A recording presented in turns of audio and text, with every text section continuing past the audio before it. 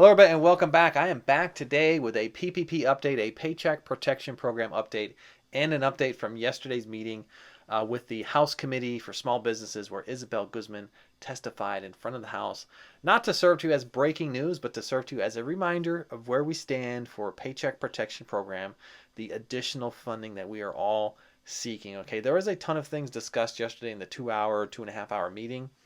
And I want to talk about what it means for PPP and the future of PPP. So they left us with a lot of unanswered questions yesterday. I'm going to cover the unanswered questions. I'll cover the answered questions as well. So share this video with everybody that you know who's inside the Paycheck Protection Program, whether they're seeking retroactive PPP, whether they've been funded already for Draw 1 and they're waiting for Draw 2, maybe they're sitting in a queue, whether they're learning about the program for the very first time and they want to go out and seek Paycheck Protection Program funding right now.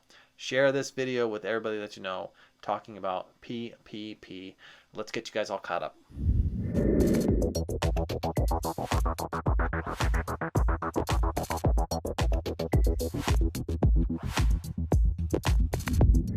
Welcome back, everybody. I am Edward Bilder, and I am back today with another PPP update. It is due because we need to go over a recap of what the heck happened yesterday in front of the House Committee for Small Businesses, and when Janet Yellen decided not to show up, and Isabella Guzman did her best to deliver the most accurate information as she possibly could. All right, we need to have a reminder here of where we stand for additional PPP funding and what everybody who supports this channel needs to go out right now and do. Okay, and this is not breaking news. This was covered in pretty high detail yesterday, but this is to remind you, if you have not tweeted or emailed your local congressmen or women, or maybe just your favorite congressmen or women, today is the day. Make sure you grab Ben Cardin from the Senate. Make sure you grab Nydia Velazquez from the House. Hashtag RetroPPP. Hashtag more PPP funds. And hashtag not good enough.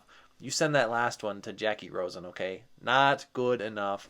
And keep bringing the comments. Not good enough. I love it. I read everybody's comments, and thank you to everybody who responded. PPP, the proposal by Jackie Rosen, it's just not good enough. All right, we're going to talk about all that and more here. We're going to talk about what actually happened yesterday. We're going to go over the answered questions. We're going to go over the unanswered questions, and then we're going to talk about what we all need to do in order to see that additional PPP funding coming in our future here. So let's get into all those details.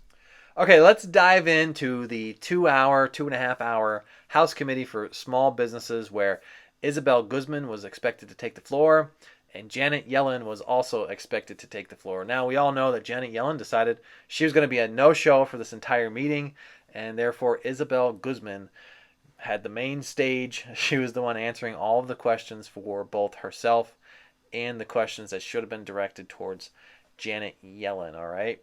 Now, these meetings, if you don't know exactly what they are, they're kind of drawn out, all right? This one here was only 2 hours-ish, all right? But I have been through some of these meetings where they've been several hours throughout the entire day. They lead to a series of hundreds of questions. Some of them have conclusive answers. Some of them have inconclusive answers. And some of them, you know, they know, you basically know that they know the answer, but they just work their way around it, and they don't give you the actual answer. They give you a backwards answer. All right. This agenda here covered things like PPP, EIDL, the restaurant revitalization. There was taxation in there, a few other topics, but the two big ones to note here is that PPP and the restaurant revitalizations have been completely exhausted of funding. So pretty important focus on those two items, right? You would think so. So PPP, we're going to talk about the answered questions that came from Isabella Guzman, things that we know are pretty accurate with what she stated, okay?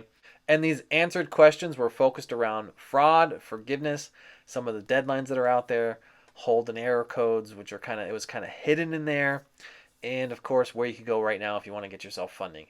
On as far as fraud, in terms of what we saw in 2020 compared to 2021, there was far more fraud in 2020. And since the SBA has been allowed to ask for additional information, we are now seeing less than 1% of all fraud out there for the current year of 2021.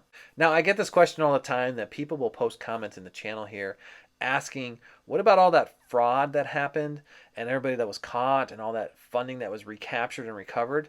How come that is no longer available for new applicants or processing of loans? That value right now from the Inspector General is showing to be about $400 million. That's not a lot of money when you really think about it, all right? In terms of loan sizes, about $44,000 on the average. That's really not a lot of money in terms of how much money they recovered in fraud, okay? Less than 1%, $400 million kind of seems about right. On PPP forgiveness, the smallest borrowers right now have not yet submitted their applications for PPP forgiveness. And these are the 2020 applicants.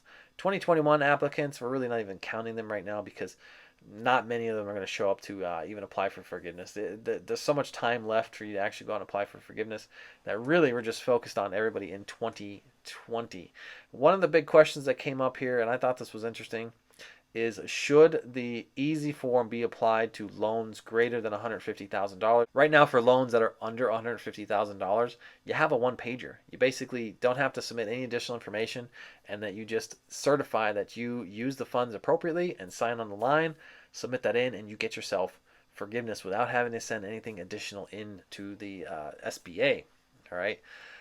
So the question was, should they allow greater than $150,000 all the way up to $2 million, see this easy form? And she wasn't opposed to it. She was kind of on the fence about it, but she also did indicate that there were no forgiveness applications yet approved for loans that are greater than $2 million, primarily because they're going through a full manual review of all those loans as well. All right.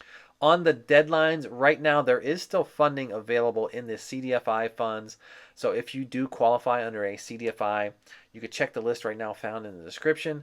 But just remember, you only have until the 31st of this month, which is about, I don't know, 4 days from now to get yourself funded. Not a lot of time to get this done, okay?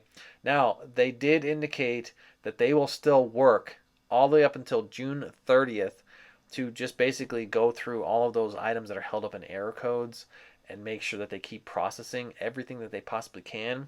So that is still going to keep going on behind the scenes all the way out, leading until June 30th. So you may find yourself that you're once stuck in an error code to find yourself funded after the fact of this deadline expiring, and even after the fact of the exhausted funds. Okay, I'm going to shift now over to the unanswered questions. Some of these were rather interesting and rather comical. They had a little bit of tone to them. A lot of frustration was being pointed towards Isabella Guzman about transparency and communication. And so one big question that came up is, was this a big surprise when funds suddenly ran out? How come the lenders did not know about this? And Isabella Guzman basically responded with she was trying to be as transparent as possible. It should not have been any surprise. The data was out there. But the lenders are still saying, yeah, it was an absolute surprise. The White House thought it was a surprise. Senate thought it was a surprise. House thought it was a surprise. Where suddenly the funds just dried up and you received a communication letter back from the SBA that said, due to limited fundings or lack of fundings, the program is over with. Cancel all of your loans. Basically, cancel all your loans that are sitting out there in the queue. Get rid of them. Throw them away. Okay, so yes, I'd say that's a big surprise. I'm going to leave that one in the unanswered questions. Now, another big thing that happened during this meeting, a lot of representatives lined up. I'm talking about a dozen or so to throw darts at Isabella Guzman, asking why their correspondence were not answered. They reached out either through emails or phone calls asking questions to the SBA based on feedback that they were getting from emails from channels like us that are supporting all the PPP programs and the EIDL programs.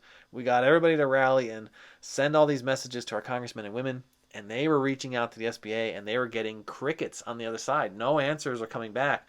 These representatives, they brought receipts too. They were like, this date and this date and this date and this date and this date. I sent you this. I sent you that. I mean, they were on it. They were on top of Isabella Guzman. And her basic response was, sorry, I try and be transparent, but we're busy over here, is kind of how she laid it out there, all right? Now, this was not good enough. The representatives were like, sorry, that's not good enough an answer for me. We need you to be on top of your communications and get us answers back, okay? So we're going to leave that one in the unanswered columns as well. But the biggest unanswered question of all, and probably the most important question of the entire meeting, was, will the Paycheck Protection Program see additional funding? And because Janet Yellen decided not to show up and represent the Treasury, we're going to be left with an unanswered question on that one. We don't know if they're going to support the additional funding for the Paycheck Protection Program, all right? That's going to do it for today, folks. Before you leave, Go down to the comments. Let me know your current PPP situation, whether you have just learned about the program today, whether you are out seeking PPP Draw 1, PPP Draw 2. Let me know exactly where you are in the process. And don't forget to drop hashtag retro PPP, hashtag more PPP funds, hashtag not good enough. All right. Drop us a comment down below. Let us know that you support additional Paycheck Protection Program funding so that we can help out everybody in this small business community and make sure that our congressmen and women know how serious we are behind supporting the additional funding of this program. All right. And before you leave, swing by the description and make sure you grab your free stuff. You grab free crypto, free stocks, and free sign-on bonuses. Remember, I use Webull because Webull gives me $2,000 a month in free stocks. It's crazy the amount of free stocks they give away, and right now they're giving away a Tesla. You could go check them out in the description. And you could also check out my bundle coupon where you could grab yourself a course and a consultation call with me. You could check out my Airbnb crash course where you can get into the game with $50 in your pocket. You don't have to own the real estate, and you could be cash flowing in 3 business days, earning an extra $5,000 to $10,000 each and every month. If you don't believe me, go check out my crash course on Airbnb. That's going to do it for today, folks. If you need further assistance outside my free content found right here on YouTube, you can find me pinned in the top comment for a one-on-one consultation. Just click the link and you can set up a phone call with me. I wish you all the best, and I'll catch you on the next one. Bye for now.